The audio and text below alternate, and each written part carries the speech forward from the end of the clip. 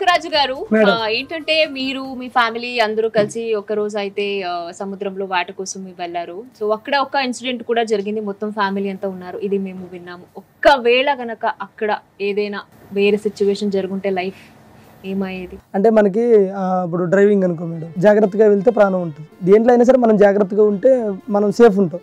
కానీ ఒక్క ఫిషింగ్ ఒకటే, అంటే పడవ తీసుకుని సముద్రంలోకి నదిలోకి వెళ్ళిన తర్వాత తిరిగి వచ్చే వరకు మనం ఉంటామో లేదని తెలియదు. అలాగే అమ్మ నాన్న వెళ్ళిన తర్వాత సడన్ గా ఏమైందంటే గాలి ఎక్కువ లేచింది నదిలో, అలలు పెద్ద పెద్దగా రావడం. ఇంకా వాళ్ళు కూడా హోప్స్ వదిలేసుకున్నారు, ఇంకా చనిపోతామని ఫిక్స్ అయిపోయారు. ఫిక్స్ అయి పడవని అలా వదిలేసి ఒకరినొకరిని పట్టుకుని అలా కూర్చుని పోయారంట. మాకేంటంటే ఏదైనా గట్టిగా తుఫాన్ అట్లా వచ్చినప్పుడు నది దగ్గరికి వచ్చి అందరూ చూసుకుంటారు అన్నమాట, అందరూ వస్తున్నారా, వచ్చేసారా, ఒడ్డుకి లేదా, ఎవరైనా రాకపోతే వెళ్దాము, 2-3 ఇట్లా ఏదైనా హెల్ప్ అట్లయినా చేద్దాం.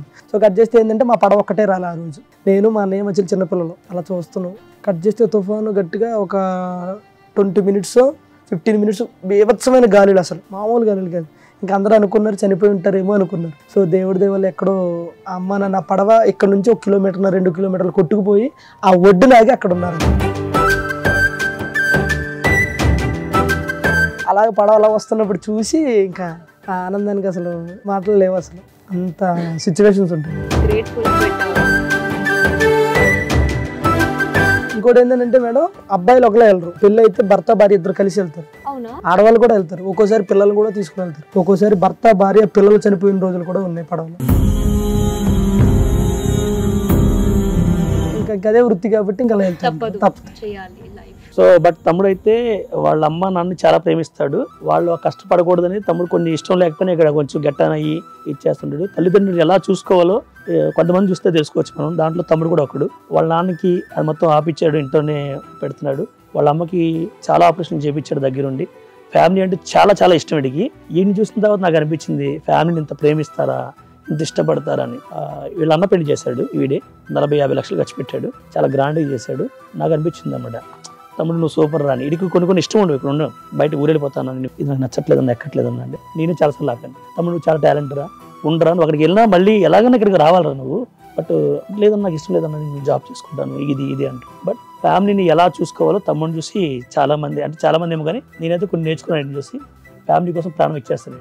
ఇలాంటి పర్సన్ దొరకడం వాళ్ళ ఫ్యామిలీ అదృష్టం. సో చాలా లక్కీ మీరు. అలాగే ఒక ఫ్యామిలీ మ్యాన్ గా ఉండి త్వరలో మీరు ఇంకొక ఫ్యామిలీ కాబోతున్నారు. ఫ్యూచర్ కి కూడా ఆల్ ది బెస్ట్. అండ్ ఇంకోటి ఏంటంటే ప్రతి ఒక్కరు అడుగుతున్నారు, అండ్ ఇక్కడ వీళ్ళకి కూడా అంతే ఈ క్వశ్చన్ గురించి డౌటే ఉంది. ఏంటంటే నెక్స్ట్ సీజన్ 8 బిగ్ బాస్ లో ఆఫర్ వస్తే మీ ఇద్దరిని మేము చూడొచ్చా? తమ్ముడు చూడొచ్చు నాకు తెలిసి, ఎందుకంటే తమ్ముడు బిగ్ బాస్ లోకి వెళ్తే మీలాగే నాకు తెలిసి ఐ థింక్ ఓపెన్ బుక్ తెరిచిన పుస్తకం అనమాట. లోపల ఒకటి పెట్టుకుని బయట ఒకటి పెట్టుకుని అంత యాక్టింగ్ చేయలేడు, ఓపెన్ గా ఉంటాడు. అంటే బట్టలు వేసుకుంటూ కాదు, ఓపెన్ గా మాట్లాడేస్తాడు. తమ్ముడు వెళ్తే చాలా మందికి నచ్చుతాడు, చాలా మందికి కనెక్ట్ అవుతాడు. ఇది మంచి తెలుస్తుంది, ఇది చెడు నాకే తెలుసు కొంచెం, అది కూడా తెలుస్తుంది. ఇది సైకో, ఛాన్స్ వచ్చినా సరే వెళ్ళలేడు. నేను బేసిక్ గా బిగ్ బాస్ కి వెళ్ళాలనుకుంటున్నాను కుదిరితే, ఎందుకంటే నేను ఆల్రెడీ ఇప్పుడు బిగ్ బాస్ హౌస్ లోనే ఉన్నట్టు. మా ఇంట్లో మా పిల్లలు, మా వైఫ్, ఆ టాస్కులు, ఆ ఇది మీద బిగ్ బాస్ హౌస్ నాకు చిన్నగా అనిపిస్తుంది. మా అబ్బాయి ఘనశ్యామ్ ఒకరిని హ్యాండిల్ చేస్తే ఒక 10 మందిని హ్యాండిల్ చేసినట్టు, మా ఆవిడని చేస్తే మొత్తం 16 మందిని 20 మందిని హ్యాండిల్ చేసినట్టు. ఇప్పుడు ఇది చెప్తున్నావు కానీ ఎన్ని కాదండి, ఇలా చెప్తారు చాలా మంది అదోళ్ళు. బట్ నాకైతే నా భార్య దేవత. సో ఇది జోక్ అండి. మా వైఫ్ వెళ్ళమంటే బిగ్ బాస్ కి వెళ్తాను. వైఫ్ వద్దంటే రిజెక్ట్ చేస్తారా? వెళ్ళరా? అయినా వెళ్తాను, ఎందుకంటే అక్కడ హ్యాపీ ఉంటాడు 3 నెలలు. అలా అనుకుంటారు అంతే, హ్యాపీ ఉంటామని అనుకుంటాం. మీరు అనుకుంటున్నారు కానీ మేమైతే గట్టని అయిపోతాం. మీ ఇద్దరు ఉంటే మర్చిపోతాం, ఎవరు అవసరం లేదు మాకు అన్న ఫీల్ లో ఉంటాం. అంటే మీ మీద గీయాలని కాదు, అర్థం కదా ఆవిడికి నవ్వాలండి.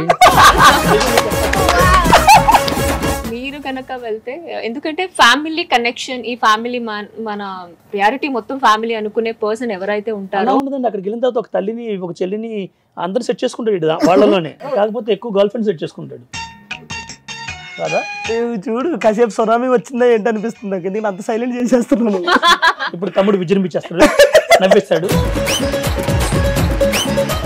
మీ మీరు ప్రతిసారి శ్రీదేవి డ్రామా కంపెనీలో మీరు చేసే ప్రతి స్కిట్ లో ఇంద్రజ గారిని ఇన్వాల్వ్ చేస్తారు. ఎందుకు అంటే ఇన్వాల్వ్ చేస్తే మీ స్కిట్ బాగా వస్తుందన్నా, లేకపోతే మేడం ఉంటే బాగుంటుందని చేస్తారా? అలా వెళ్ళే కానీ బేసిక్ గా అమ్మ అంటే ప్రేమ, మాయమ్మ అంటే సో అలా లేదు మేడం. స్కిట్ చేసినప్పుడు మ్యాథ్స్ అంటే నేను ఏం చేసినా సరే ఖచ్చితంగా ఇన్వాల్వ్ చేస్తాను. మ్యాథ్స్ ఇన్వాల్వ్ చేస్తారండి, సోషల్ సైన్స్ అయితే కొంచెం ఇన్వాల్వ్ చేయలేడు కానీ అంటే ప్రతి స్కిట్ లో నేను ఇన్వాల్వ్ చేస్తా. అంటే అది చూసే వాళ్ళకి అంటే ఇన్వాల్వ్ చేస్తే వీడికి ప్లస్ అవుతుంది అని అనుకుని చేస్తాడా, లేకపోతే వేరే విధంగా ప్లస్ అవుతుంది అని అనుకుంటారో నాకైతే తెలియదు, కానీ నేనైతే ఖచ్చితంగా ఇన్వాల్వ్ చేస్తా. ఎందుకు ఏంటనేది నాకు తెలియదు కానీ చేస్తా. సుమన్ టీవీలో మీ పర్సనల్ అండ్ బిజినెస్ ప్రమోషన్స్ కోసం కింది నెంబర్కి కాంటాక్ట్ చేయండి.